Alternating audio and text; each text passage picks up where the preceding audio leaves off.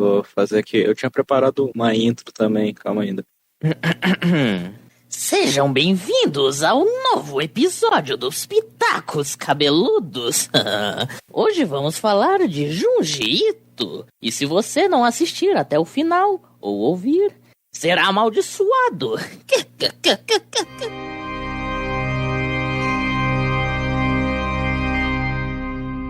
E essa é a minha voz normal, dessa vez vou apresentar meu querido amigo, Fatureto. Oh, bom dia! Esse era o Switch, bicho. Minha imitação de Switch. É muito difícil pronunciar Switch ou Switch, tentando falar do nome do personagem do Jiu-Jitsu, porque, sei lá, eu associo na hora o Switch do GTA San Andreas, tá ligado?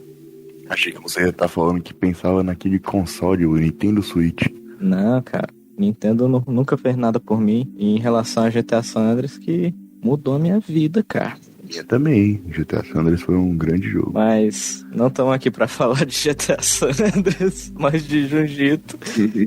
Eu gostaria de dar início a essa conversa falando que o cara nasceu em 1963. Atualmente ele possui 59 anos. Ele começou a desenhar por hobby antes do ensino fundamental, entre os 4 e 5 anos de idade. Nesse meio tempo ele já tentava reproduzir as imagens dos seus personagens favoritos nos mangás. Durante sua infância ele não teve muito contato com o cinema, se limitando ao que passava na televisão, pois ele vivia no interior, mas, acredita-se, todos os grandes nomes, as referências principais o inspiram até hoje. Assim, sobre essa parte dos grandes que inspiram ele, se eu não me engano, ele tem uma inspiração bem grande no Kazuo Mezo, que inclusive foi um prêmio que quando ele decidiu ser um mangaka, foi porque ele escreveu a primeira história de Tomie e participou do prêmio Kazuo Mezo, que é um prêmio muito renomado no Japão. Antes disso, ele era dentista, velho. Olha! E assim, eu acho que até o jeito de terror que ele faz, né, tipo, é daquele bagulho do dentista, tipo, medo da maquininha, né? Tipo, um terror agoniante.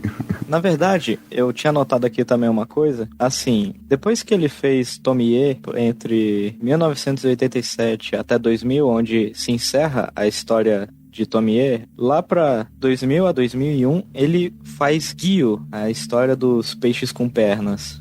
E, tipo, eu vi que ele teve muita inspiração no filme do Tubarão, do Steven Spielberg. E, tipo, é interessante ver ele comentando sobre isso, porque ele diz estar aterrorizado e, ao mesmo tempo, empolgado pelo conceito do filme. E, através disso, ele pensou como ele poderia elaborar uma parada que desse mais medo pra ele, e assim ele fez Gyo, tá ligado? Com perna, né? Um tubarão que não tá só na água.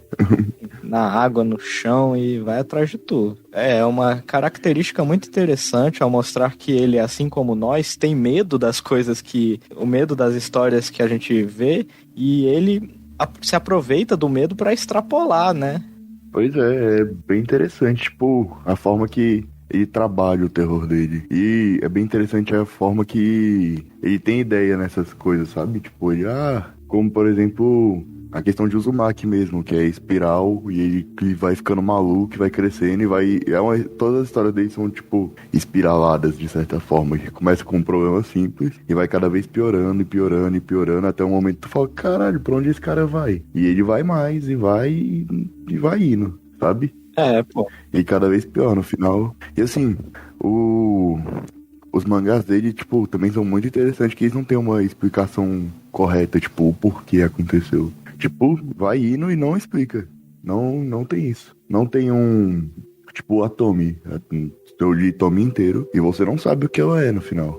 Você sabe o básico, que a história te mostra, mas você não sabe o que ela é, por que ela faz o que ela faz, sabe? Inclusive, essa é a minha maior crítica em relação às obras que eu consumi dele até agora. Porque, tipo, ele não abre o jogo, ele não explica o conceito das obras dele. Tipo, eu acho incrível todos os conceitos que ele explora. Todos eles são bons de certa forma. Mas, quando chega na hora de explicar, ele acaba com o conto, acaba com a história que ele estava construindo, o que por si só também é interessante. Eu tava discutindo isso com alguém ontem e tipo, a conclusão que a gente teve era, nossa, legal ver alguém que sabe quando acabar suas histórias e não ficar procurando elaborar mais só pra ter algo maior a contar, né? Sim, definitivamente. Mas eu acho muito interessante, tipo, realmente a forma com que... Eu acho que é até mais uma coisa do horror / terror japonês mesmo. A forma de contar a história. E eu acho que é um charme, tipo, algo específico dele isso, sabe? Ah, sim, com certeza. Inclusive, eu só tenho essa mania de criticar ele por causa de não explicar os conceitos, porque uma das 3 inspirações que eu consegui encontrar dele, você já disse, o Kazuo Umezu, que é um autor de mangá, eu descobri que ele também se inspira num tal de Shinichi Koga, mas a única referência que eu conheço dele é Lovecraft. E, pô, a pegada dele, sim, é total Lovecraft, quando a gente vê que ele gosta muito do body horror, né? Ele altera a anatomia das pessoas, ele como foi dentista devia ter, sei lá, se aproveitado daquilo como estudo para as obras dele, tanto que algumas das histórias dele se passam no meio médico, não especificamente odontologia, mas, pô, enquanto Lovecraft procura justificar as coisas dele como, é uma parada alienígena, aquele filme lá, A Cor que Caiu do Espaço. Não existe justificação para o meteoro, nem para a cor que começou a dominar toda a fauna e a flora do lugar e deixar todo mundo louco, justamente porque a justificativa dele é boa, tipo, é meio ridícula, mas é boa. É alienígena. A gente simplesmente não pode compreender, tá ligado? Então, mas essa é um pouco da... Não é necessariamente alienígena, essa é um pouco da ideia do horror cósmico, que é simplesmente, tipo, transformar o ser humano como algo insignificante, pois você só não sabe e você não é significante. Tipo, provavelmente pra gente a gente seria, tipo, o Cthulhu das formigas, saca? Um bicho de outra dimensão, maluco, que ninguém sabe de onde veio, ninguém sabe por que existe, mas ele é um perigo gigantesco. E isso eu acho genial, eu acho todo um charme, de certa forma, na forma de contar histórias. Sim, principalmente vendo que, finalmente, né, ele tem conquistado esse sucesso aí, por mais que ele agora esteja com praticamente 60 anos, mas, pô, ele tá sendo reconhecido, a sua obra tá sendo melhor divulgada. Tipo, eu acho que antes da Darkseid ou do Pipoca Nankin, que têm sido as maiores publicadoras de Junji Ito agora no Brasil, pô, antes a gente simplesmente não tinha o conhecimento, né? Só a galera mais dedicada aí no mundo dos animes e mangás. Se eu não me engano, o Junji Ito teve um lançamento de Uzumaki, especificamente há muito tempo atrás, tipo, eu esqueci o nome, mas é uma editora que não existe mais. E aí a Darkseid lançou, no caso, o Fragmentos do Horror. Depois disso veio o Pipoca Nankin lançando Tomie. E aí a Devir trouxe Gyo, trouxe Uzumaki, várias coisas. E agora a Pipoca Nankin realmente tá fazendo toda uma coleção do Junji Ito, que é o Junji Ito... Tem um nome específico da coleção que agora eu não vou me lembrar, mas ela existe em vários países e tudo mais. É uma coleção renomada de todos os contos dele.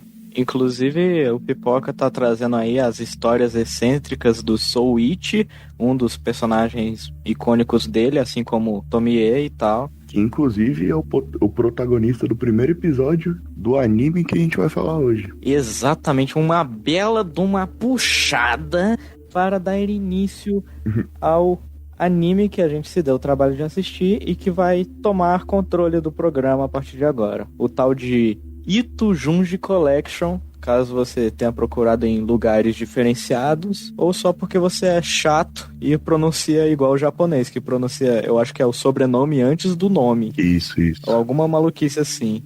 Uma forma educada de se falar, eu acho. Mas eu acho que Junji Ito tem uma sonoridade melhor, então Junji Ito Collection, galera. Eu só não sei de qual ano foi lançado esse anime. Vou ver aqui rapidinho. Então, antes de conversarmos sobre isso, que foi lançado em 2018, eu queria te fazer uma pergunta no geral antes da gente se aprofundar nos episódios. Manda ver. De forma geral, você gostou do anime? Cara, de modo geral, sim, eu adorei assistir, principalmente porque é mais uma forma de conhecer ele trabalhando de várias formas diferentes. No caso de uma antologia, né? Enquanto a gente assiste aqueles Love, Death and Robots, que tipo são vários autores trabalhando coisas completamente diferentes e com poucos temas que se conversam entre os episódios, o Junji Ito, ele trabalha assim, cara, com o sobrenatural esquisito. E a justificativa é espiritual, né? A gente pode jogar essa, é meio paranormal. A minha única crítica que eu tenho sobre o anime também, de modo geral, é que, caraca, se eu fosse um cara, sei lá, exigente, como eu imagino que o Junji Ito seja, e não só esteja querendo ganhar dinheiro com as historinhas dele, cara, eu pediria pra galera selecionar só as melhores histórias, porque, caraca, velho, tem uns episódios que tem uma história muito furreba e uma história muito picas logo em seguida, e eu, caraca, velho, por que não pegou só histórias como essa, tá ligado? Entendo. Assim, na minha opinião, sobre o anime, o que eu achei, se eu gostei ou não. Bom, eu digo que gostei, mas eu tenho algumas ressalvas sobre, eu acho que é bem difícil adaptar o Junji Ito e a forma que trabalha no mangá para uma outra mídia, sabe? Eu acho que é um mangaka difícil de se adaptar, até pela forma com que ele escreve, sabe? E assim, o Junji Ito é bem característico, o traçado dele e a forma com que ele trabalha. Tipo, por exemplo, ele fazer mais sombreamento nos olhos quando a pessoa tá sendo, tipo, assombrada, diríamos, né? Quando ela tá sendo a vítima do negócio, ou tá prestes a ficar maluco, ou qualquer coisa assim. O olhar do Junji Ito, dos olhos dos personagens do Junji Ito é bem importante. E aí, eu acho que no anime isso ficou um pouco batido, sabe? Passou despercebido muito. Assim, né? O traço dele, ele não é totalmente realista, mas dá uma ideia realista. É uma anatomia muito bem formada, apesar dos olhos ainda serem grandes, assim como na maioria dos mangás, segue uma anatomia mais realista. E é por isso que ele se dedica mais aos detalhes, nas rachuras, em coisas pequenas, e isso é o charme dele. Infelizmente não dá pra animar rachuras de uma forma tão boa quanto se espera, mesmo do Japão, o maior produtor de animações.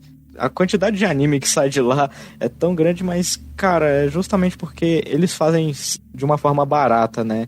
E, infelizmente, isso afeta até o anime do Junji Ito, o Junji Ito Collection, que a gente tá falando aqui, que os primeiros episódios, eles são muito bem animados, e conforme a gente vai se aproximando do final, vai decaindo a qualidade da animação, até chegar nos últimos 2 episódios, que, tipo, ali parece que eles deram para uma outra equipe e eles que a qualidade voltou enquanto a série estava decaindo. Então, os últimos 2 episódios, que são episódios de Tomie, eles na verdade são ovas. Não sei se você sabe disso.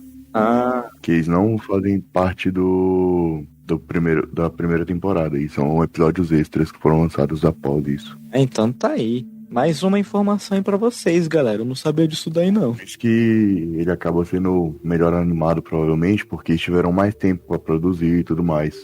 E assim, antes da gente, sei lá, tentar comentar episódio por episódio se a gente gostou dos contos ou não, até tentando sinalizar, sei lá, quais são os melhores, eu não acho que exista essa necessidade, até porque a experiência inclui você ir lá e ver tudo, seja os melhores e os piores, os lados escolhidos pela galera da produção. Cara, a Tomie foi introduzida dentro do anime. A primeira história dela foi adaptada ali no meio. Deixa eu pegar aqui a minha colinha.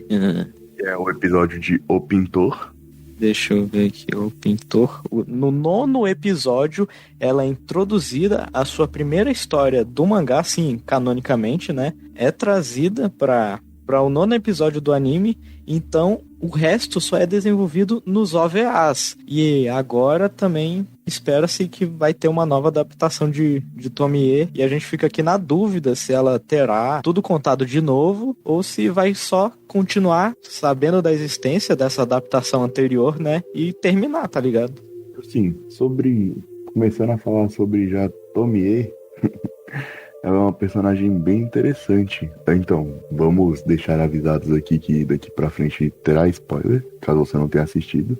Até porque a gente pretende comentar tudo aqui. Caso você não tenha assistido, vá assistir e volte para assistir o nosso. Caso você não se importe com spoilers, pega na minha mão e vamos lá, que agora eu vou começar a falar sobre Tomie. Bom, basicamente, a Tomie, ela tem um conceito que é deixar as pessoas obcecadas por ela e ter vontade de matá-las, chegar a um ponto de obsessão gigantesco, apaixonado e tudo mais. Ou de ódio, que também ocorre, principalmente no mangá de Tomie. Ela, na verdade, tem um super poder da... Ela tem uma magnetização maluca. Ela consegue atrair as pessoas e isso até o momento é de forma positiva. As pessoas se apaixonam por ela. Mas, sei lá, se elas tiverem muito contato, elas vão ficar tão obcecadas com ela que ao invés de amá-la para sempre, de alguma forma só bizarra, eles querem matá-la e, sei lá, desistir, porque agora eles cometeram um crime, tá ligado? Porque não se tratava mais do amor, se tratou de ódio, de repente virou a chave, tá ligado? É uma parada bem louca por trás da personagem. Também chama muita atenção, porque a Tomie foi o primeiro episódio, o primeiro personagem dele, e como você mesmo disse, ele produziu ela até os anos 2000, e de certa forma pode-se dizer que ela era uma obsessão dele, do Junji Ito. Era uma obsessão do Junji Ito desenhar a Tomi e fazer isso durante tantos anos. É a personagem mais longeva que ele teve, sabe?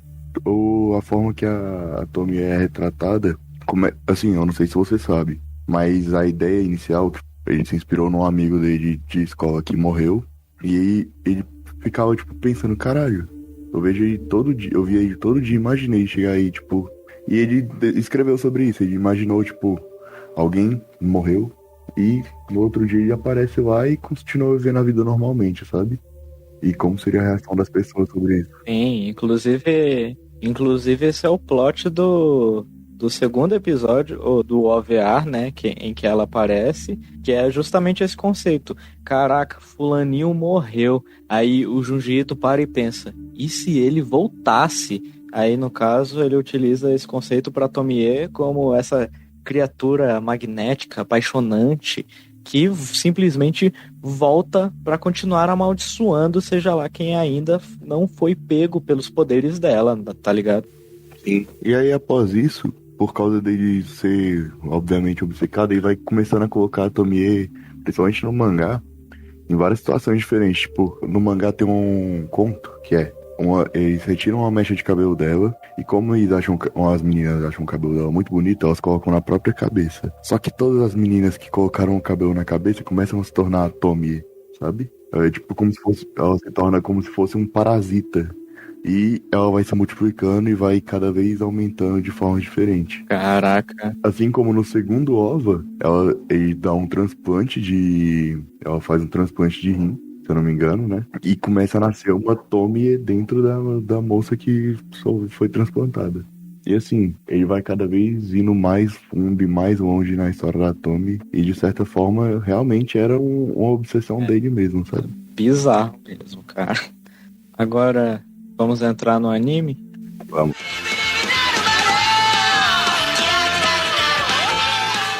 Episódio 1, galera, do anime Jujutsu Collection. As convenientes maldições de Souichi. E também, lá no final, o funeral da boneca diabólica. Começando assim, pelo personagem Souichi, que foi o meu primeiro contato com ele, foi aqui.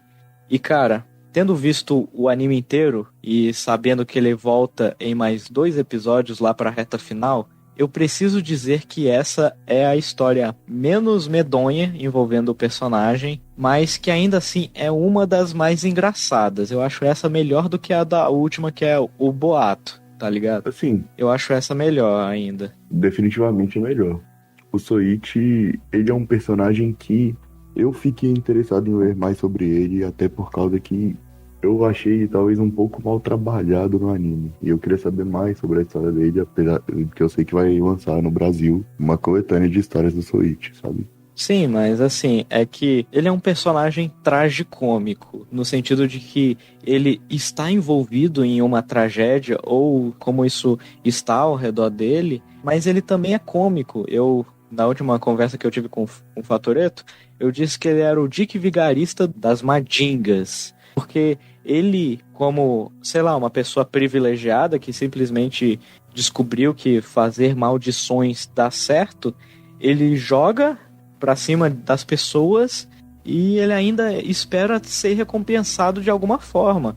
Seja com um amigo novo, seja com dinheiro. E é claro que nada disso acontece, porque o objetivo dele é jogar uma maldição e se lascar no processo. Eu vejo o personagem do Soul Eat como simplesmente uma criança irresponsável quando você é criança e não mede as consequências das atitudes que você tem. Então ele descobriu que isso dá certo e pra ele só tá fazendo algo pra ele sair acima dos outros. É tipo uma forma de infantilidade do Soul Eat, sabe? Sim, a graça nele é a gente ver ele se dando mal, porque ao mesmo tempo que ele é o protagonista, ele também é o vilão. Ele não tá fazendo uma maldição legal, ele não faz isso pra se beneficiar com dinheiro, se beneficiar. É justamente, como você diz, uma responsabilidade dele como um pequeno delinquente que não mede esforços pra lascar com a vida dos outros, né? E é bem interessante porque acaba trazendo um paralelo com o público de ser alguém que você consegue se identificar mesmo sendo uma pessoa ruim, no caso dos animes do Jiu-Jitsu ou dos contos dele, sabe? Diferente de todos os outros contos dele que eu já li até hoje, você não tem essa identificação com o lado ruim do conto. Sim, e vale dizer também que o Soul Eat é o personagem mais tranquilo do Junji Ito, né? Tipo, é o único mais comum, tá ligado? Apesar dele manjar de todas as maldições japonesas e funcionarem, ele é o personagem mais comum. Que assim, esse primeiro episódio introduz o Soul Eat e dependendo da relação que você tiver com ele, vai ser legal. Agora, o segundo conto dentro do episódio é ridículo, ele dura aproximadamente 1 minuto e é sobre essa boneca que aparentemente era uma garota de verdade, só que ela recebeu uma maldição nessa cidade onde ela e seus pais moram, e os pais simplesmente perceberam assim: oh não, nossa filha se transformou em uma boneca. Só que eles também soltam a frase de que normalmente teriam que queimar as bonecas. Eles se recusaram a fazer isso, e ao invés da gente ver simplesmente uma transformação, uma matança, algo que impactasse, ainda assim é uma imagem de impacto, porque a boneca simplesmente começa a se transformar num monstro, mas a partir dessas imagens de transformação acaba o episódio. E eu fico meio triste porque, pô, eu queria saber mais sobre essa boneca, tá ligado? Aí eu posso te trazer um background porque eu já li esse conto. E de certa forma o conto tá bem resumido. Tipo, é realmente isso que acontece, ele acaba dessa forma. Mas é o exemplo que eu dei que eu acho que às vezes no mangá é melhor trabalhado. Porque eles mostram, tipo, que em certo momento na cidade, todas as crianças que alcançavam aquela idade começaram a se transformar em boneca. E os pais dela nunca acharam que, oh meu Deus, isso vai acontecer com minha filha. E aí simplesmente começou a acontecer. E, querendo ou não, é a filha deles. E o apego emocional que eles têm não deixam eles queimarem a boneca. Já de ser dito por muito tempo. E como o Junji acaba trabalhando muito com esse virar de página, sabe? Ele faz quase um jumpscare ao virar de página. Quando você lê e tudo mais, você vira a página e tá aquela imagem aterrorizante do monstro e você fica, caramba, é isso que virou a boneca, sabe? Então, tipo, é um conto de horror, é um conto bem curto, ele tá no mangá de Frankenstein, se eu não me engano. Mas eu gostei muito da adaptação e me lembrou ao mangá e talvez seja até algum tipo de memória afetiva, por isso que eu tenho gostado bastante da segunda parte do conto. Não, assim, eu acho esquisito porque é uma história que não se conclui muito bem pra mim, não foi satisfatório, sabe? Descobrir esse conto, porque a gente não sabe por que a maldição, né? Aí o meu problema com as histórias do Junji Ito. O que acontece pós essa descoberta, né? O que acontece? Agora que ela virou um monstro e já tinha se transformado em uma boneca, eles vão queimar? A gente não tem esse vislumbre, as coisas simplesmente aconteceram e ficou ali, tá ligado? Entendi. Entendo o seu ponto. Aí nós vai pro segundo episódio. Modelo e longos sonhos. O que você achou desse segundo episódio? Gostei muito dos 2 contos que aparecem nele. Talvez tenha gostado mais do segundo conto, apesar do episódio da modelo ser muito bom. Quer começar a falar pelo episódio da modelo? Assim, o conto da modelo, a história é: uma modelo feia é vista dentro de uma revista normal, japonesa, assim como qualquer outra. Só que quando você vê, você não consegue mais tirar aquela imagem amaldiçoada da sua cabeça. Uma modelo feia. Mas não é simplesmente uma sacanagem ou uma parte de humor. Não é uma mulher, tipo, que entra nos padrões que são reconhecidos como feio. É literalmente uma criatura. E, assim, o desenrolar dessa história é meio medonho. Eu simplesmente não entendi o porquê que acontece todo o rebosteio no final.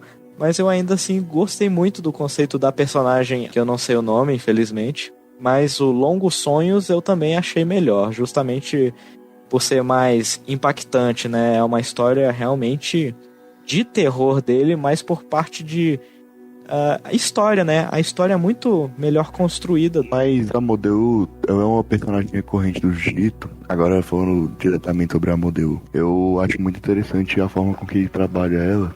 Sobre realmente, tipo, não é simplesmente uma modelo feia. É um monstro que você viu numa revista e tá sendo tratado como uma modelo. Pra quem não sabe, e quem não se importa com spoilers ou quem assistiu, e se caso você não lembre, é o episódio em que a modelo depois encontra eles e ela simplesmente é um monstro que devora as pessoas. Simplesmente assim. E de certa forma isso é trabalhado assim, o cara que vê a modelo já se sente algo ruim ao olhar pra ela, sabe? Dá pra ver que ela é algo diferente. E que ela é algum tipo de maldição do jiu-jitsu, que ele trabalha muito essas maldições. Então, eu acho o episódio da modelo muito bom, realmente. É um dos melhores episódios da série, se brincar. Mas, acredito que talvez num futuro próximo, quando eu possa ler ela no mangá, vai acabar me chamando mais atenção. Não, assim, ela realmente é uma personagem recorrente. Ela também volta em uma das histórias com o Soul Eat, inclusive, no episódio 12, Boatos. Mas, pô, velho, é que eu acho estranho ela ter que comer todo mundo sem uma justificativa além do... Não, eu preciso matar essa galera. Porque ela tava com ciúme da atriz que eles contrataram e chamaram ela de reserva, né? E, tipo... tô com ciúme, vou matar geral. Porque meio que não foi como tratado como uma forma de ciúme também. Os caras estavam tratando ela mal ou com medo, em teoria, sabe? E essa é a justificativa, de forma geral, que ela estava com ódio deles, por causa disso. Mas assim, pra mim a justificativa do pântano dela, sei lá, dormir lá na água do pântano e tal, e usar aquilo como justificativa pra ela ficar mais bonita, eu acho isso legal. Agora, o porquê dela ter que comer geral, também, essa parte aqui eu não gostei, tá ligado? Mas ainda assim, uma ótima história. Inclusive, eu gostaria de dizer que a partir do segundo episódio, do terceiro e tal, as histórias vão melhorando, tá ligado? As histórias ficam mais medonhas, elas vão ficando... Elas são melhores trabalhadas. Mais gráficas e tal. Episódio 3. O moço bonito da encruzilhada e a garota lesma. E aí, Dória, qual é a sua opinião sobre esse episódio? Cara, eu anotei aqui como o bonitão da encruzilhada, mas é só porque é de sacanagem. Eu gostei muito dessa história também. Ela tem um conceito incrível de, sei lá, aquelas maldições cotidianas, tipo a loira do banheiro. E da mesma forma tem um bonitão na encruzilhada que só aparece em dias de névoa. E a Galesma é uma história, assim como o funeral da boneca diabólica, não conta muita coisa, mas também possui um conceito muito legal. A garota que começou a vomitar lesmas e tal, até que uma gigante começa a predominar o seu corpo, transformando a sua cabeça na concha. Isso é muito gráfico, isso é muito tosco e é muito medonho, cara. Eu gostei de como isso me impactou, sabe? Diria que é doentio. E até por isso que eu digo que eu gostei mais da garota lesma do que a primeira parte desse episódio, sabia? Eu acho que tem mais a cara do Jiu-Jitsu. E eu gostei muito desse conto da garota lesma. A parte que dos pais dela coloca ela na banheira de sal e tal. e o corpo dela encolhe, sabe? Eu achei muito interessante. E realmente é muito gráfico eles tirarem só a cabeça dela de dentro da banheira. E assim, o bonitão da encruzilhada, pra mim, ele não perde. Eu até acho ele melhor, justamente porque ele me entrega uma história mais complexa, assim, que se conclui, ao invés da garota lesma que deixa em aberto, assim, tipo, e aí? Qual é da garota lesma? Ele não conta. Mas o bonitão da encruzilhada eu achei demais, cara. É um cara que só aparece nesses dias de névoa, em um bairro específico, e as garotas perguntam pra ele: eu vou ter sorte no amor? Mas a resposta mais frequente é não. E assim as garotas começam a se matar. Uma parte muito, assim, eu diria até desnecessária, porque, poxa vida, só porque um cara disse que você não vai ter sorte no amor, e isso porque elas dizem que ele é um tipo de guru, alguma coisa assim, e elas levam tão a sério a ponto de entrar nisso, cara, mas tipo, por isso que eu gosto mais dessa. É que tá o ponto. Eu não via o ponto de elas levam tão a sério. Eu vi como uma parte de, talvez essa seja parte da maldição dele. As pessoas que perguntam para ele e não dão certo, se matam por causa da forma que ele falou. Não é simplesmente ficar sozinho, não é uma escolha delas, talvez seja a maldição dele, sabe? É por isso que a gente agora vai discutir sobre isso, porque tipo, faz parte da maldição dele, sim. É uma parte, o conceito da história com base nisso. Mas, ao mesmo tempo, a gente tem o protagonista da história, que é o cara que matou a tia da garota que ele gosta, e ele não é o cara, o bonitão da encruzilhada. Inclusive, a tia dela encontrou ele como criança. Ela simplesmente, como a galera não sabe, como pode ser qualquer um, essa tia achou que era aquela criança que tava ficando ali na hora. E não era, tá ligado? E ela se matou e era uma criança só porque disse de forma grosseira, tá ligado? Justo, verídico. Faz total sentido, realmente, como ele não ter amaldiçoado ela. Mas é realmente bem confuso essa parte, porque muitas vezes parece ser uma maldição dele.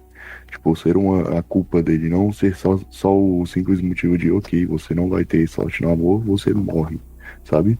Então, eu acho que talvez a gente acabou de descobrir um problema na história do Jiu-Jitsu. Toma essa, Junji Ito. Eu encontrei um plot hole na sua história. Vamos seguir pro episódio? Episódio 4, Calafrios e a Casa das Marionetes.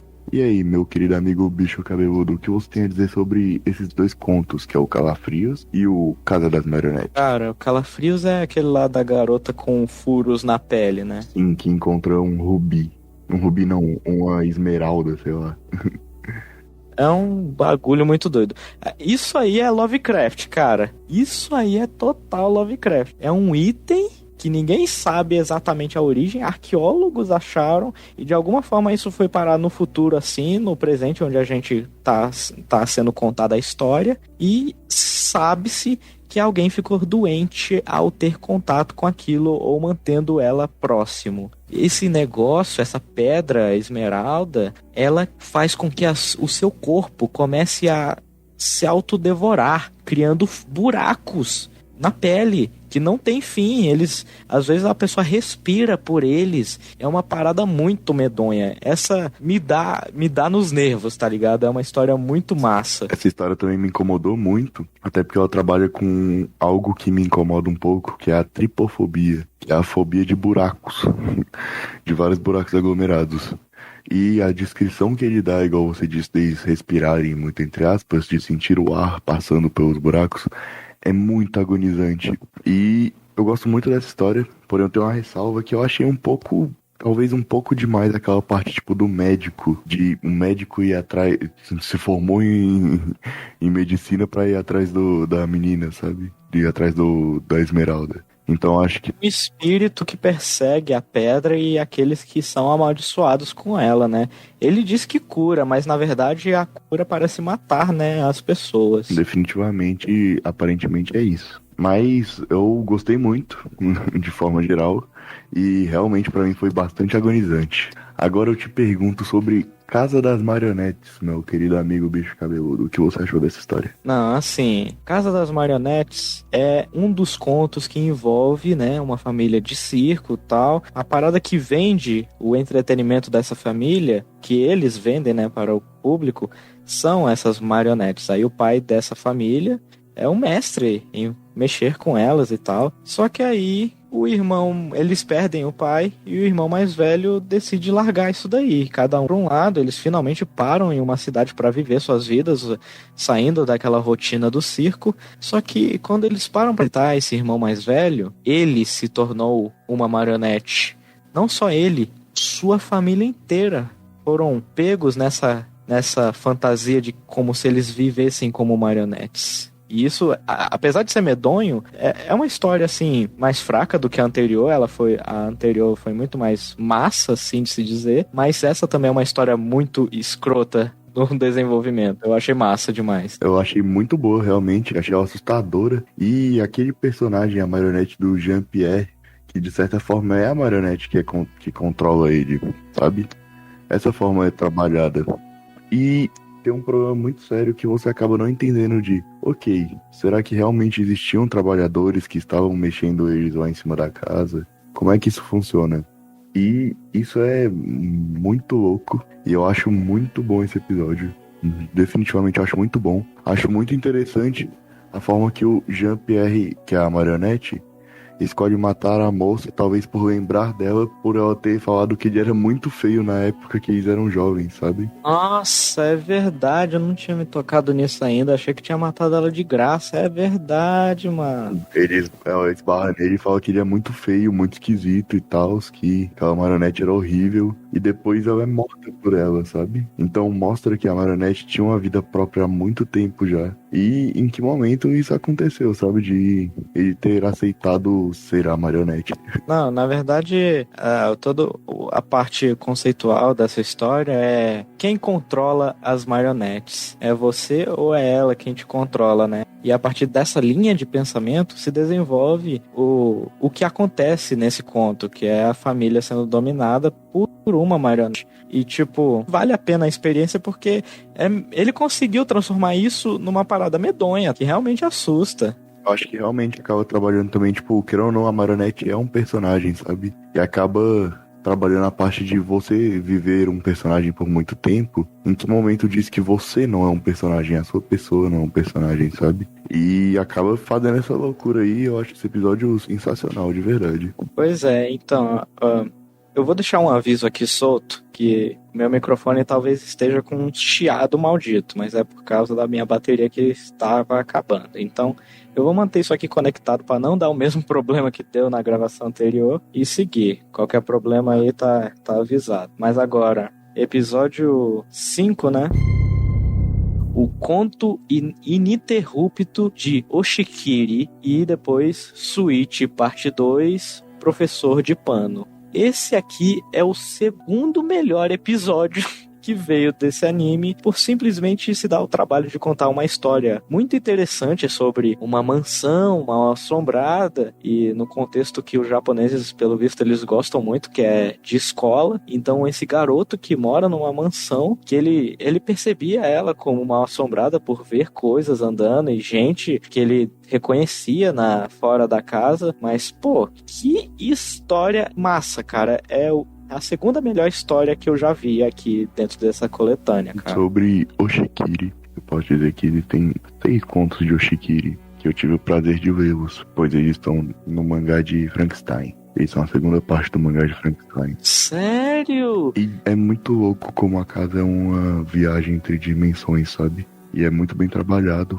E é uma loucura, tipo, a forma que é trabalhado de, às vezes, a pessoa teleporta dentro da casa e tá presa dentro da parede. Tipo, existe uma parede numa parte da casa e em outra parte não existe, sabe? Aham.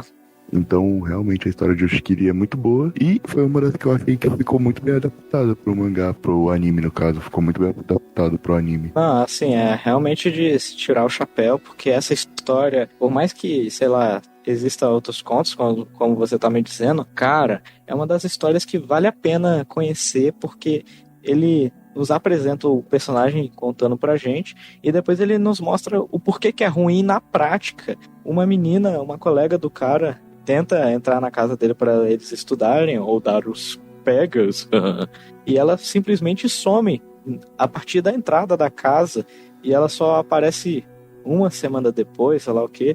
Isso porque o Oshikiri ainda tenta salvar ela, e rola uma parada medonha lá dentro, cara. Eu adorei esse episódio. Vale a pena também dizer que no mangá tem um conto que é simplesmente, que é o primeiro conto do Oshikiri, que é: ele vai pra casa dele com um grupo de amigos, e aí do nada ele olha pela janela e tá ele assassinando um dos amigos. Sabe? E aí os amigos olhando de dentro, vendo ele fazendo uma merda lá embaixo, e fica tipo, caralho, que porra tá acontecendo? E é muito foda, é muito bem trabalhado. E se tiverem a oportunidade, leiam o Oshikiri, que é um dos personagens que eu gostei muito de ler do Junji. Olha, eu não sabia que ele também é um personagem recorrente, então. Mais um aí pra a coleção de personagens icônicos do Junji Ito, né?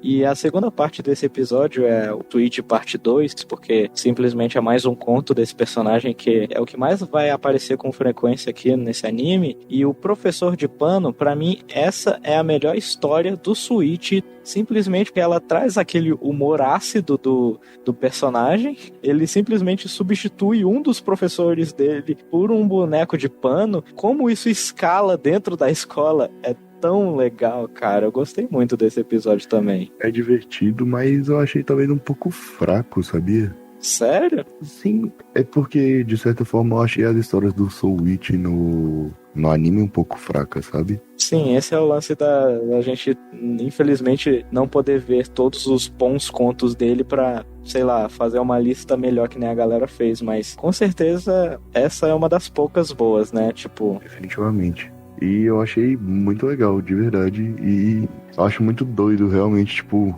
Não é só o professor que fica de pano, né? Ele faz outros personagens de pano. E é o Soichi. No final ele acaba se lascando por causa disso. E é muito engraçado a forma que isso ocorre. Apesar de ser uma piada uma piada de quinta série, o final, podemos dizer. Mas é divertido. É divertido, cara. Switch essa é uma das melhores do Switch, porque pra mim combinou melhor essa vibe dele como um babaquinha que joga maldições, mas que ele não só se dá mal, como é uma parada meio tosca que ele faz. Tipo, nem a maldição dele é 100% confiável, tá ligado? Karma instantâneo, né? Ele tem um karma instantâneo, velho. É exatamente isso. Agora, o episódio 6, Janela da Vizinha e Suave Adeus. Suave Adeus, um conto que eu já li no Fragmentos do Horror. Na verdade, é o único mangá dele que eu tenho. E, tipo, eu já conhecia, então eu já sabia que era uma boa história. Agora, Janela da Vizinha é um motivo pra ter estragado esse episódio pra mim, cara. Suave Adeus não consegue salvar por causa da Janela da Vizinha, que eu achei ruim, cara. Você achou ruim? Cara, eu achei muito bom a Janela da Vizinha. A Janela da Vizinha é uma casa feia que está colada com uma casa onde os nossos protagonistas acabaram de se mudar, e o filho da família está... como é que é? A janela daí dá direto pra janela dela. Ele fica de frente com a janela dela, e então ela começa a jogar sugestões pra cima dele que acabam escalando de forma medonha e interessante, assim como todas as histórias do Junji, mas, pô, eu achei essa mais fraca até agora, cara. Eu gostei muito dela pela forma de trabalhar com o terror de você não sabe o que a pessoa da casa do seu lado está fazendo, sabe? E achei realmente bem interessante a forma que ele trabalha isso, e é assustador pra caralho aquele personagem. Ela querer atravessar o coisa pelo... Como é que fala? A janela cresce em direção a dele. Sim, e não só isso, ela queria atravessar por aquele bastão e... Nossa! Imagina você tá dormindo. Você tá dormindo e acordado por aquilo, sabe? É muito assustador, de verdade. Mas eu também vi como uma parte meio cômica. Por mais que o design dela seja muito medonho, ela realmente tem um design bom de assustador, nesse sentido, é bem funcional. Eu achei meio cômico. Ela tá lá querendo entrar na janela dele com um bastão de vassoura. Aí o moleque, na hora, ele... tira isso daí, velha doida! Aí ela deixa cair. Qual é, filho? Deixa eu entrar aí! Mas é... Tá ligado? Eu achei muito, muito tosco. Pô, mas é assustador, velho. Eu achei definitivamente assustador. Agora o Suave Adeus, cara, como eu já li, eu achei essa história pra mim é uma das melhores do Junji, porque é uma história muito bem construída, o conto é início, meio e fim, que vão te deixar, assim, feliz por você ter visto aquilo, tá ligado? Ela te recompensa com o plot final, tá ligado? E depois que eu assisti o episódio, eu fui pegar o Fragmentos do Horror pra comparar e, mano, é quadro a quadro.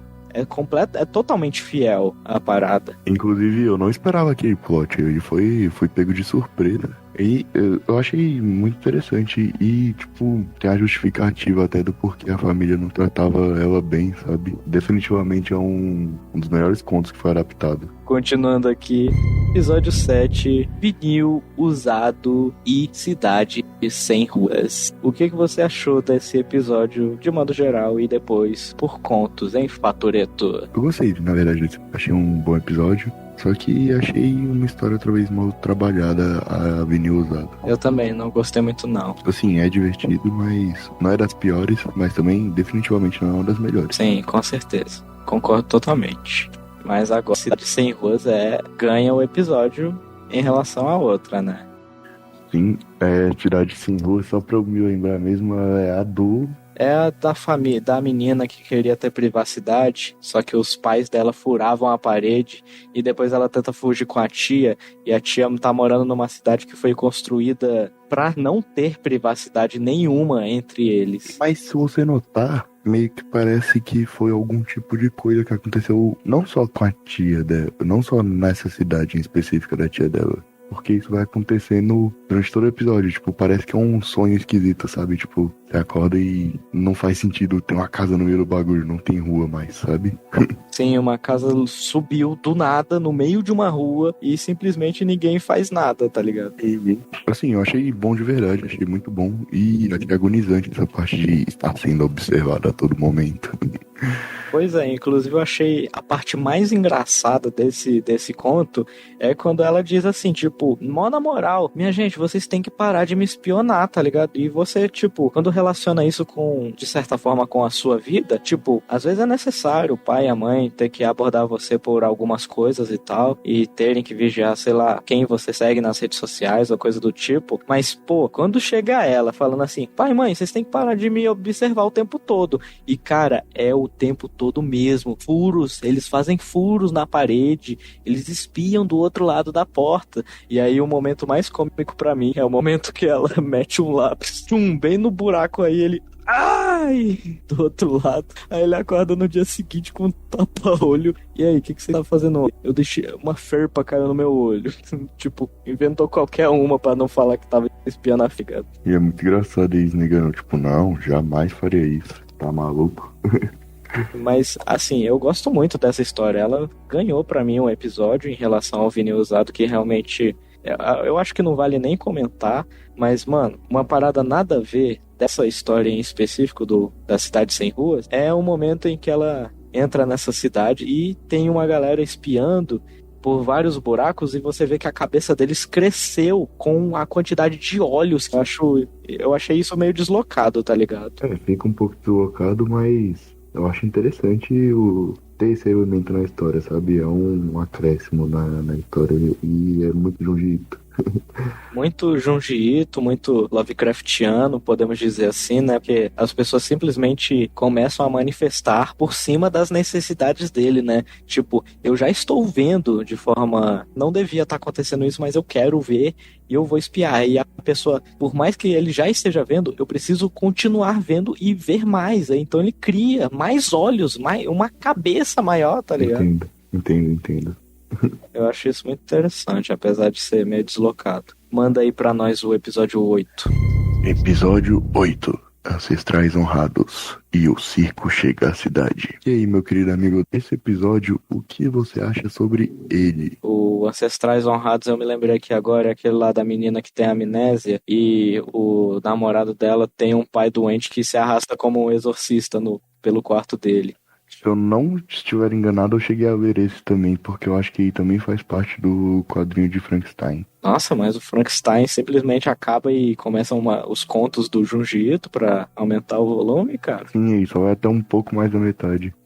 Caralho, não sabia dessa brincadeira, não. Junji Ito safado. Pois é, o Ancestrais Honrados. Eu gosto dessa história. Eu já tinha visto ela em algum lugar. Eu acho que o Quadro em Branco fez um vídeo sobre esse conto em específico, mostrando como a representação da maldição colocada sobre a família do namorado da menina, que é todas as cabeças de todos os ancestrais estão ligados como se fosse uma centopeia gigante de cabeças, tá ligado? E como seria no Japão essa representação de como o seu antepassado influencia na sua vida hoje, tipo, seja através de uma religião ou através de uma doutrina que ele seguia enquanto pessoa viva, né? Esse é um outro que o horror dele está diretamente ligado a você se identificar com a história, sabe? De você ver, tipo, sentir o peso de ok, eu tenho que honrar as pessoas, sabe? Honrar a minha família. Uhum. E é interessante quando ele acaba colocando esse espiral de cabeças, né? Essa minhocona das cabeças.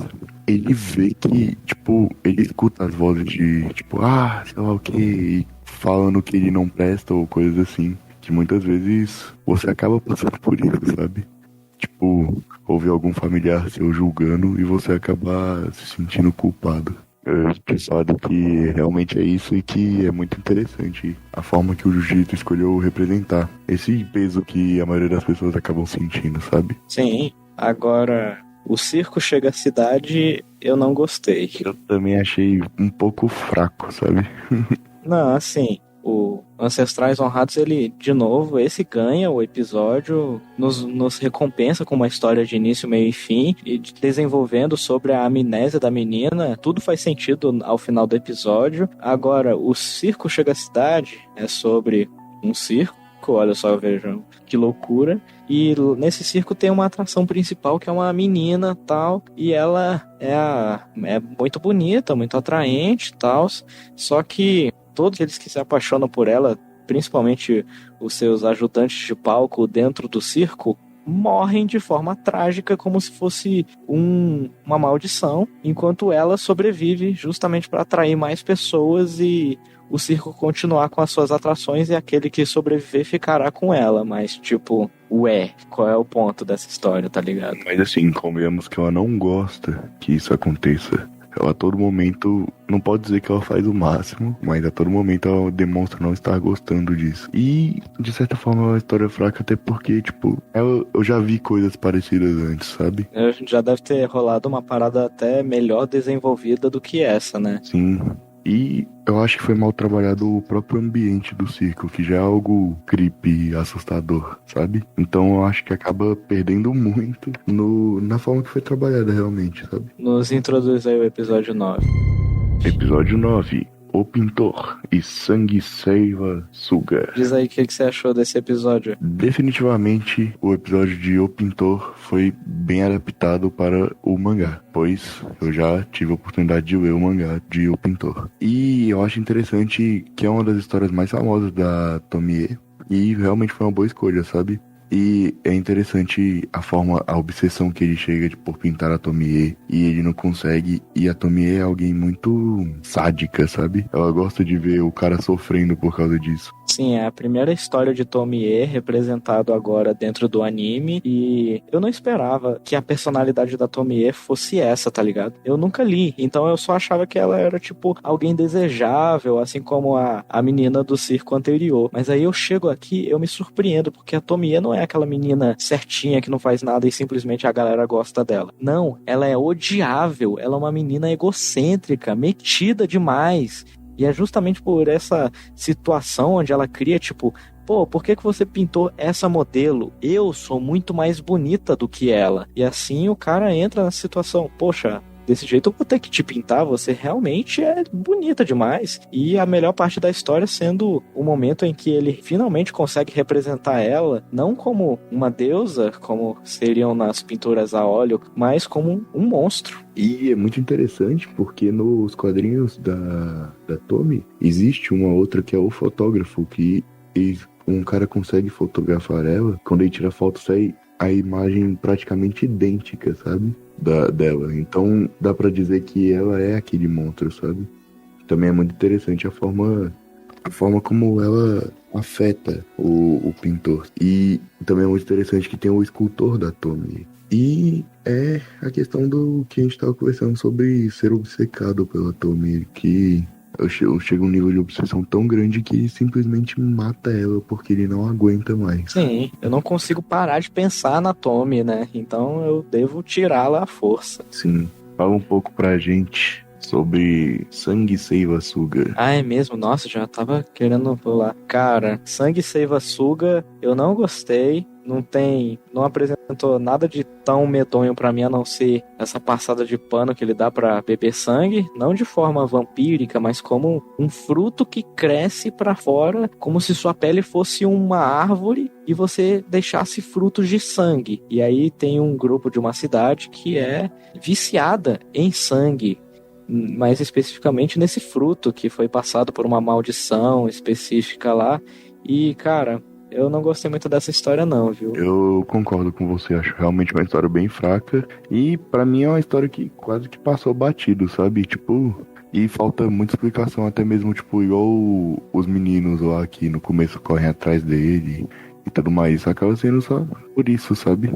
Não, assim, dá pra deduzir do tipo, por que não tem mais ninguém na cidade? Porque eles todos foram reutilizados pra criar a fruta. E aqueles que sobravam estavam comendo da fruta, que é aquelas crianças no caso. Mas continua sendo fraco. Sim, é a história mais fraca da coletânea até o momento. Não, o Circa é mais fraca que essa. Uma das, né? A gente já disse algumas fracas aí. É que eu não gostei da história como um todo, e o desfecho final, a virada, né? O plot twist, que eu gosto de chamar, né? O que é a mulher conseguir fugir, mas ela tomar o fruto dos próprios sangue e ela, tipo, faz aquela cara de nossa, essa é a melhor coisa que eu já tomei e simplesmente acaba o episódio. É tipo, tá, e aí? Ela vai se autoconsumir até morrer? Realmente faltou alguma coisa nessa história. Tanto que eu mesmo queria até pular ela logo aqui. Então vamos para a próxima. Manda aí meu episódio 10. Mando agora pra você, que é o episódio de O Engordurado e a Ponte. Agora sim, a ponte, sendo o episódio que você mencionou ali, da galera que desovava o corpo numa maca no rio. E se você, sei lá, passasse pelo meio da ponte, que era em forma de um arco, né? Você, sei lá, não ia ser amaldiçoado, e a galera que empacasse no arco ou batesse e caísse era amaldiçoado também. Então é isso. E agora o Engordurado é uma das histórias. Essa também me ganha. Essa ganhou o episódio pra mim porque ela é muito medonha, muito esdrúxula, Agonizante. A parada dela é que ela é isso. Ela é uma demonstração tão exagerada do que ela quer representar com a gordura que se torna realmente uma parada incomodativa. Você fica enojado, né? A parte dele pegar as espinhas que ele espreme nela. Putz, grila, isso foi muito nojento, cara. Toda a questão da forma que é aqui tão amarelado do coisa, tudo, sabe? É muito, muito nojento eles beberem óleo puro. Sim, esse é o lance. Eu acho que o Quadro em Branco também já falou desse conto, que se trata de como o Junji Ito no mangá representa a gordura como essas rachurinhas na casa, e como ela escurece, como ela polui, ela é de certa forma uma podridão representada na página, né? Aí chega aqui no anime, ela se torna muito pior porque é a cor do óleo, é como o óleo influencia o nosso corpo. E é interessante também que essa é uma das histórias do Junji Ito que ocorre de forma espiralada, pois ela começa como simplesmente um restaurante que vende uma carne gordurosa. Vai piorando e piorando e caralho, que nojo. a galera bebe óleo e isso se torna uma parada tão grande que eles começam de dentro pra fora, começam a influenciar na casa, a casa se torna óleo, eles não sangram, eles começam a vazar óleo. Aí dela dá óleo enquanto ela dorme pra ela tomar. Ele dá óleo pra ela tomar enquanto dorme. Nossa, minha irmã, essa história é muito medonha, é uma das melhores, inclusive. Concordo. De tão medonho vale aí você ver esse conto, cara. Engordurado é bem massa. Inclusive a parte mais creepy também sendo o momento em que o pai dá um fim no filho, né? E começa a vender a carne dele. E a galera fala assim: nossa, essa carne gordurosa tá boa, hein? Aí ele tipo, segredo da casa, sei lá o que. Ele manda uma dessa, né? Me faz questionar. Eles já vendiam uma carne engordurada antes. E ela os filhos dela não têm uma mãe. Então é isso. Será que eles não vendiam carne humana há algum tempo já? Será que aquela carne talvez não fosse a mãe dela? Com certeza. Caraca, matou a pau, Patureto. Parabéns, cara. Vou colocar um sonzinho de palmas pra tu, cara. Vamos até partir pro próximo, porque a ponte, assim, tu curtiu a ponte? Eu gostei, só que talvez a velha pudesse ter se mudado antes, né? Resolvi. Ou, né, a mulher sendo assombrada por aqueles monte de filha da puta e ela simplesmente podia ter saído, mas não, eles vão me trazer aqui de volta, sei lá o que. E isso se mostra, a gente vê que realmente rola, mas com a filha dela, mas tipo, a filha dela tá tão desvencilhada que até os espíritos também, tipo, devolveram ela pro carro, tá ligado? Tipo, vai embora, tu não tem que estar mais aqui não. O que faz questionar se, ok, talvez os espíritos sejam espíritos zombeteiros. Mas até que ponto? Será que após a senhora ter caído no lago acabou pra sempre? Não vai ter mais isso? Ou será que depois isso vai continuar, sabe? E isso fica mal explicado. Porque o que se sabe é que há anos isso acontecia. Aí entra nós aqui como fãs do cara e suas obras aqui. Assim, essa não é uma das melhores. E tipo assim, por que ela é ruim? Porque consiste nessa vila de todo mundo que morria ao invés de passar por um funeral comum, o seu funeral era ser jogado numa maca e descer rio abaixo, mas a galera ficava presa na ponte. E aí entra a parte da maldição. Todo mundo que ficou preso na ponte é amaldiçoado e eles exigem a alma daqueles que ainda vivem da vila. E, sei lá, a vila vive neles, tá ligado? Uma parada meio assim. Aí então chegamos ao ponto onde essa velha, que é a mãe da nossa protagonista, finalmente falece ao final do conto. E fica aquela incógnita. Poxa, acabou essa maldição, como o próprio Fatoreto disse. Ou essa maldição vai continuar, mas seguindo, sei lá, os descendentes. Agora é essa filha que vai sofrer as consequências. Uma parte que, sei lá, se isso acontecesse, finalizaria melhor a história, né? Do que simplesmente ela chorar pela mãe também ter sido amaldiçoada, né? E às vezes não precisava nem ter acontecido de mostrar tudo isso. Talvez mostrasse ela velha, que ela teve filhos, e não precisa mostrar isso. Depois mostra, tipo, só talvez o corpo descendo na ponte, algo assim, sabe? Mostrando que seria, tipo, uma maldição perpétua. Eu ia chamar a gente pro penúltimo episódio, o episódio de número 11. O aluno paranormal, o novo aluno paranormal e espantalho. O que você acha sobre esses contos? Esse aqui eu arrisco dizer que é um dos melhores também, um dos melhores episódios, porque o novo aluno paranormal é uma das poucas histórias super-heróicas do Junji Ito por envolver poderes paranormais, tá ligado? Uma parada mais de ação, muito mais do que terror, tá ligado? Uma parte muito mais de uma mistura de mistério com ação, né? Eu pelo menos acho, porque, é um garoto que chegou na cidade e coisas estranhas começam a acontecer só porque ele chegou. E em determinado momento a galera começa até a ganhar poderes. E eu gostei muito dessa. Aí então, o espantalho, conte essa aí, cara, que essa aí... Cara, o espantalho, eu gostei muito de O Espantalho. Eu também. Da forma de... Às vezes, eu acho que o espantalho, às vezes é uma... Talvez seja aquela promessa que você faz, às vezes, sem pensar de pra sempre, sabe? Aquele pra sempre que você acaba prometendo. Só que, e se esse pra sempre realmente acontecesse? E é incrível como é literalmente assustador e o final dele espetado pelo espantalho da moça é assustador, realmente. É bizarro. Não, ele é levado pelo espírito dela através de um sonho, né? Então, Ela pergunta, você vai continuar me amando? E ele diz, é claro que sim, mesmo eu sendo assim, mesmo eu sendo um espantalho. E aí ele acorda de pijama lá no cemitério. Pô, velho, do caralho, eu adorei. então, mas o episódio finaliza com ele morto, espetado por ela de espantalho. Mostrando que ele possivelmente dissesse não, só por causa do espantalho, que consegue o rosto dela, né? E que talvez ele só tenha dito que sim por educação, né? Pô, ele ia se casar com ela, sei lá o quê. Mas é a parte da maldição, né? Tipo, o quê? Você não vai mais ficar comigo só porque eu sou um espantalho? Aí vai lá e leva ele junto, tá ligado? E é outras dessas que você acaba se identificando, né? Pra ocorrer o horror. Sobre realmente ter prometido de ir pra sempre, sabe? É quase um cuidado com o que você deseja, né? Sim, e quando a gente consegue tirar um ditado, um conceito por cima do episódio, é sempre maneiro. Então a gente tem que colocar um ditado no final desse episódio pra poder justificar ele. Putz, complexo. Seguiremos aí pro episódio 12. Esmagado e boatos. Cara, esmagado.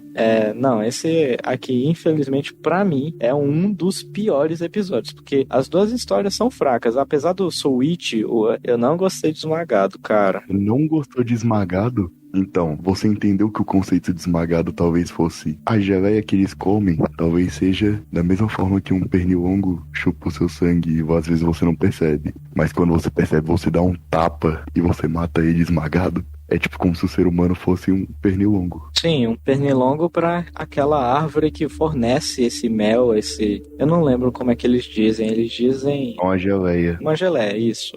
Cara, eu gostei desse teu conceito. Você defendeu legal a obra, esse conto em si. Eu gostei disso. Mas, pô, eu não gosto dele muito porque ele implementou uma regra na maldição desse episódio. Um cara chegou na cidade com uma geleia, que ele disse ter pegado de uma tribo e que todos eles gostavam pra caramba, sei lá o que era a maior delícia do mundo.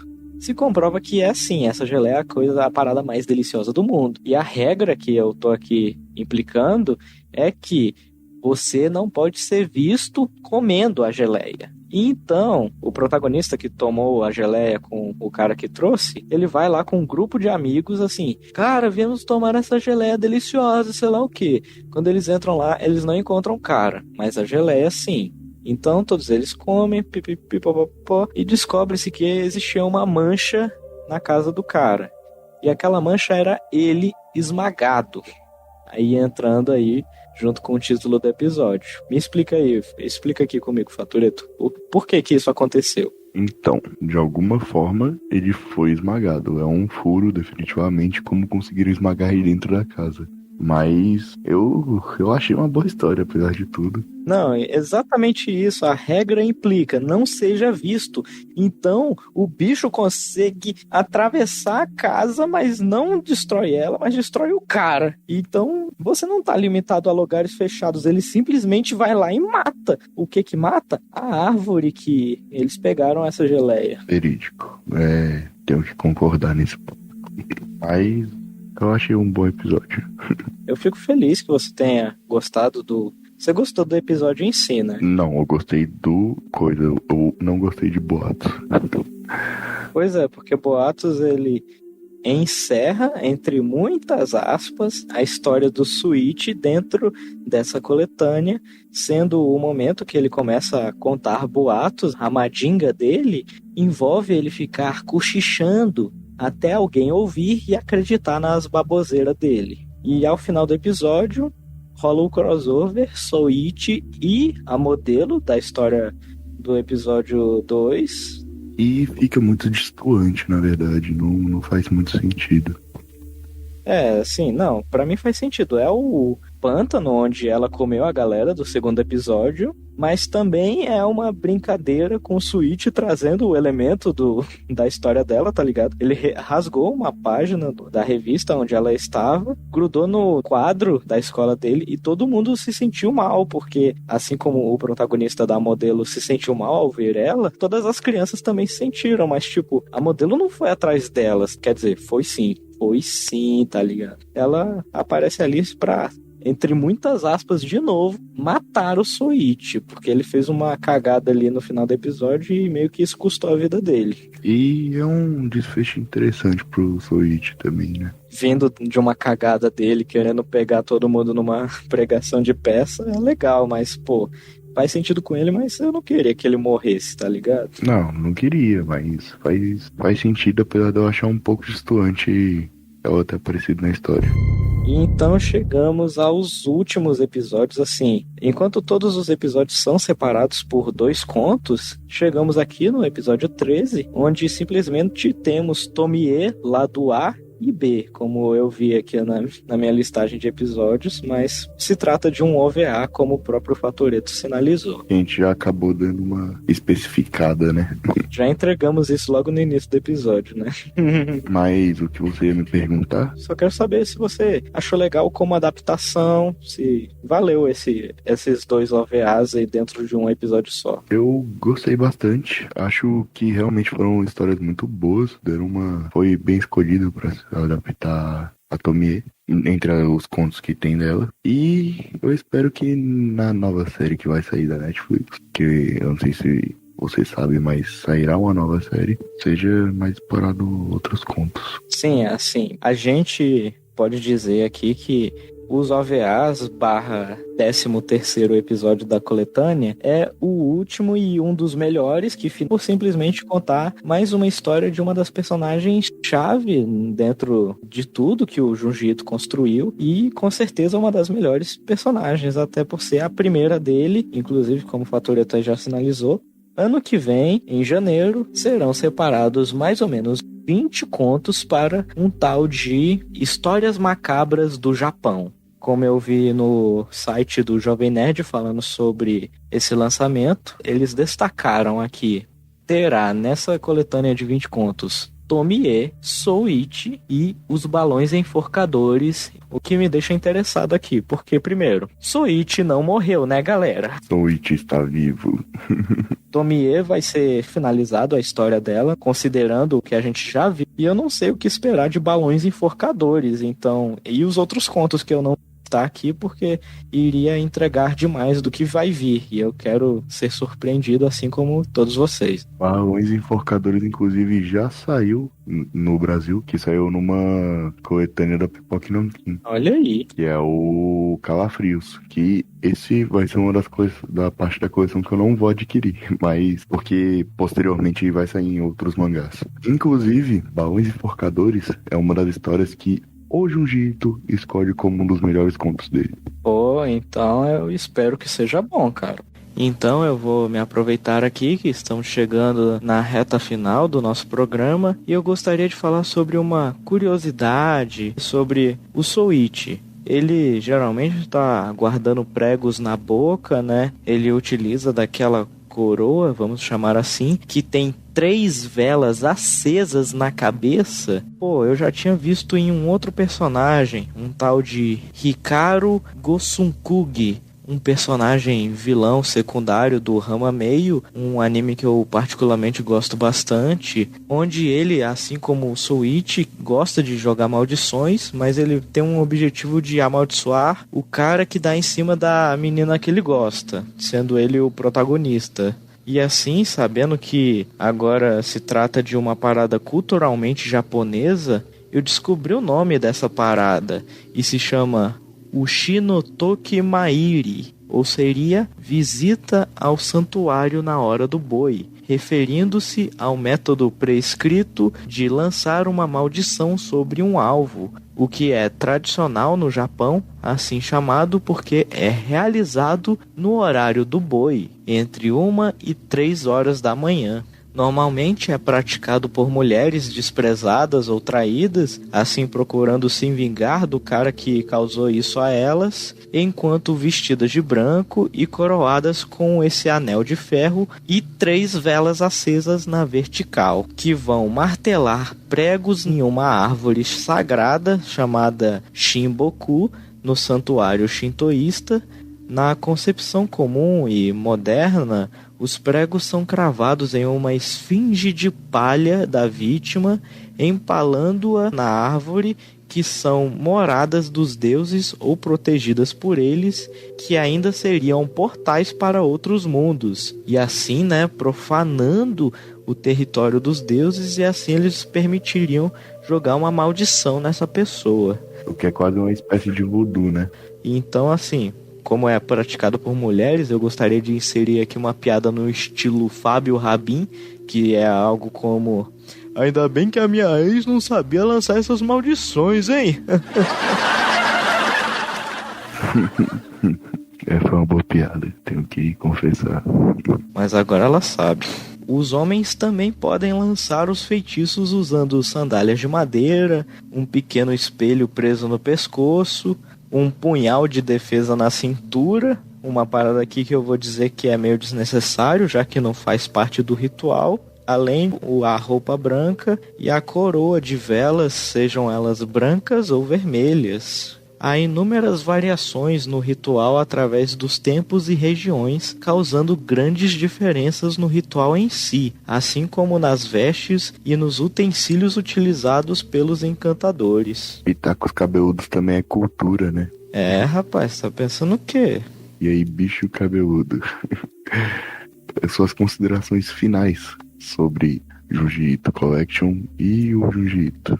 Entrando nas minhas considerações finais, eu gostaria de dizer que o anime vale a pena ser visto, principalmente se você só quer conhecer, assim, despretensiosamente o Junji Ito, Agora, se você quer entender por que ele tem feito todo esse barulho nos últimos anos, por que ele é tão referenciado, por que a gente se dá um trabalho de fazer um programa inteiro sobre o anime dele, parte para as obras-primas dele. Pega Tomie, pega Gyu, pega Uzumaki. Ele até se mostrou assim, não sendo só o cara do terror, fazendo até alguns mangás mais de comédia, seja o próprio personagem do Soichi, ou um mangá dele, que eu acho que nem chegou no Brasil, que é um diário sobre os gatos dele. Tá ligado, Fatoreto? Eu sei que ela é abordada de forma cômica, inclusive, essa história.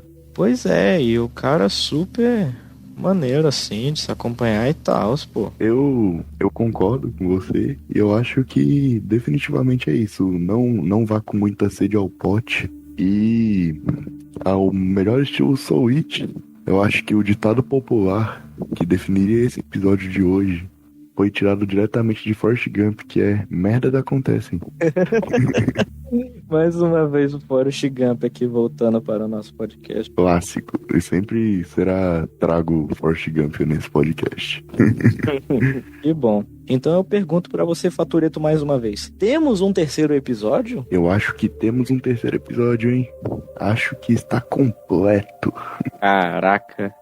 Assim eu fico já feliz, e também posso dizer que vai ser o nosso maior episódio até o momento, Já é confirmado aqui.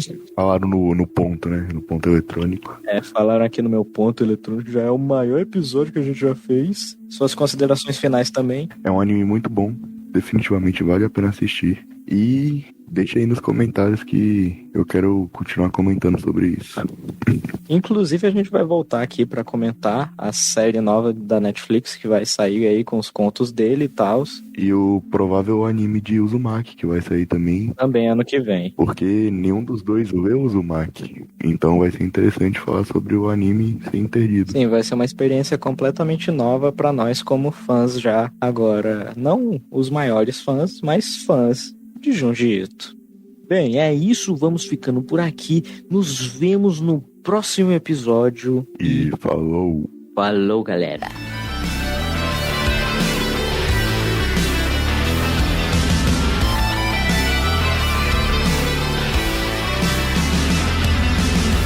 Em algum momento desse episódio eu devo ter dito que o Gnômio não conseguiu acabar com esse episódio, mas de alguma forma ele conseguiu. Então, muito obrigado, Gnômio do carai. O meu áudio ficou picotando durante o programa, vocês devem ter percebido isso. Isso fez com que a minha tesoura cantasse aqui nas faixas de áudio do nosso programa, mas acredito que ele tenha sobrevivido até o final e é por isso que a gente tá lançando, né? Antes de eu dar início aqui à lista, eu vou dar uma pausa aqui, vou fechar a porta, tá ligado? Beleza. Rapidinho, já volto. Opa, voltei. Sentiu saudade? Muita. Que isso, cara? Tá apaixonado? Só às vezes. Só nas horas vagas. Continuando aqui, manda o Creiguinho catar coquinho. Porra, acabando. Falou, Creiguinho. Acho que o Creiguinho se foi.